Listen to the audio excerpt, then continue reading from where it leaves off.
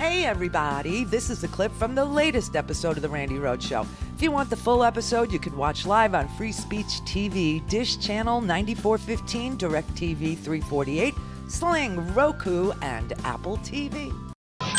Turn up your mind. He's doing his constitutional duty, which might not duty. He's doing what is allowed in the Constitution. And Democrats but he wasn't. Well, and he was calling for something else. Right. Yeah, they're talking about Ted Cruz. In the past, this is almost besides the point because of what's going on here. But Democrats in the past, and you've pointed this out, have objected during this process, but they haven't done it at the behest of a candidate who refuses to concede the election. That has never happened, and that is the big difference here, because that is what these people, these rioters, are responding to. They're responding to the president and his enablers on Capitol Hill.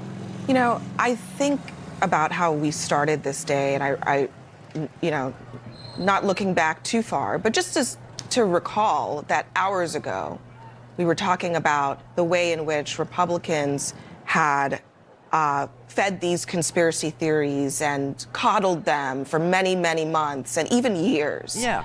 Living in this imaginary world created by Donald Trump. And they had lost control of that. Not knowing that hours later we'd be looking at this incredible scene. But this is the consequence of they knew. Years of people in Washington refusing to have the courage to stand up and say, right is right and wrong is wrong, and there are facts and there are fictions in the world. And there was a time in this town when the differences between the two parties were about policy, they were about taxation, they were about the role of government. Now the differences between the two parties are about who believes in facts and who doesn't. That should not be the case, but that is what we are dealing with right now. And I know, because I talk to Republicans all the time who privately will say that they want to get back to that time where they were talking about things that really mattered, but they can't. Because they have nurtured this monster, and now it is devouring them. Ulysses S. Grant said in 1861, there are now but two parties, patriots and traitors. And it is time for the Kevin McCarthys and the Josh Hawleys of the world to decide which party they're in. I have my idea about what that might be. Anderson? Jake, thanks very much.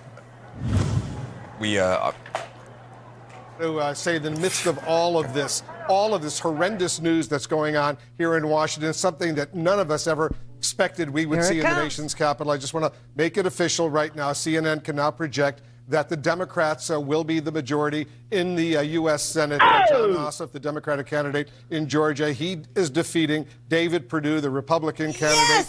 Earlier, we projected that the Democrat Raphael Warnock will beat Kelly Loeffler, the Republican candidate. So it's 50-50 in the new U.S. Senate. The new Vice President of the United States, Kamala Harris, she will be, according to the Constitution, the President of the Senate. So she... Woohoo! The entire D.C. National Guard has now been activated. The Virginia State Police is now in Washington, D.C., putting down a freaking insurrection led by the motliest of the motley crews. It's an insult to Nikki Sixx to even say motley crew. It is. It's an insult. I apologize. Kickstart my heart, everybody. And now we have just one majority control of the Senate, which means we have all the committees, all the chairmanships of all the committees. And guess what that also means? It means Chuck Schumer is now the majority leader, and Mitch the bitch can just go step aside. He has no say in what we get to vote on anymore. And by the way, Biden will get his cabinet. Today, he has said that his pick for Attorney General is Merrick Garland.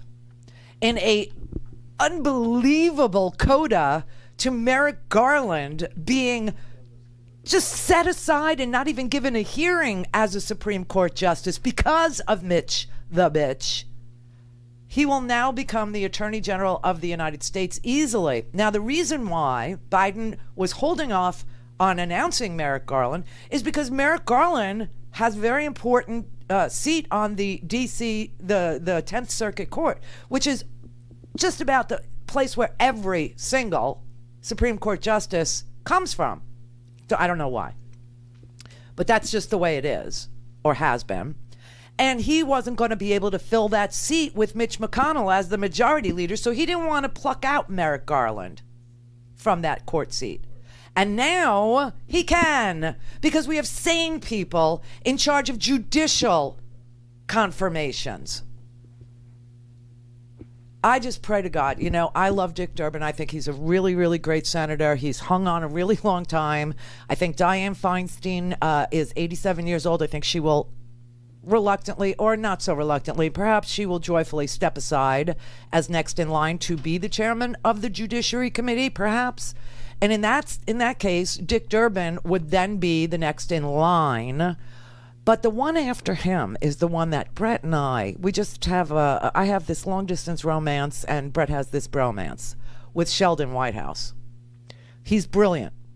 He's absolutely brilliant. I think you remember during the confirmation hearings of Amy Coney Barrett, where she was rushed through just like 3 days ahead of an election because Donald Trump thought she would interfere for that idiot caller that doesn't understand that the Supreme Court has to be petitioned by somebody with a beef to hear their case. They don't just insert themselves, okay? But Donald Trump thought that Rudy could go to the Supreme Court, right, and petition them, and that the three he picked, the Kavanaugh, the Gorsuch, and the Amy, would find for him and throw an election for him, and they weren't willing to do it.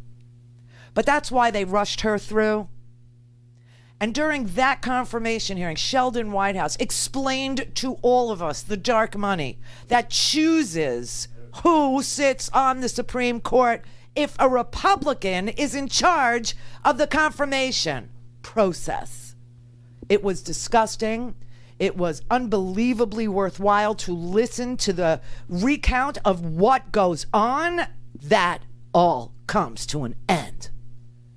Such a period on the end of a tumultuous period. It's very exciting what just happened today. And the lunatic fringe with their flags, Trump 2020 flags, and their MAGA flags, and their QAnon flags. Do you know that they actually went to our Capitol? You see that flag there? That flag there was flown over our Capitol. It was flown for me. I won't get into the whole long story of it, but it was. And then it was sent to me in official bindings, okay? They tried to take the flag today that was flying over the Capitol building down and replace it with a Trump 2020 flag and a Q flag, okay? That's the lunatic fringe that this man has nursed from his ample breast. Gross, I know. You'll never get that out of your permanent Rolodex. Oh, I know. It was a groaner. But I'm telling you, what you watched here today was just, it was a sin. It was a crime. It was called insurrection. It is an act of sedition. And all those things happen because we have a president willing to commit treason.